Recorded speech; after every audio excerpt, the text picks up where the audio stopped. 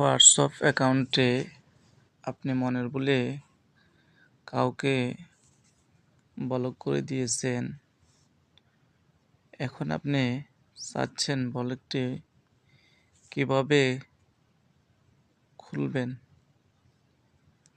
ব্লকটিকে unblock করতে হলে সর্বপ্রথম আপনি চলে যেতে হবে থ্রি ডটের মধ্যে।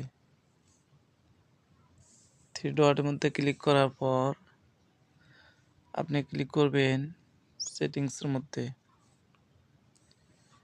সেটিংসের মধ্যে ক্লিক করার পর আপনি ক্লিক করবেন প্রাইভেসির মধ্যে। প্রাইভেসির মধ্যে ক্লিক করার পর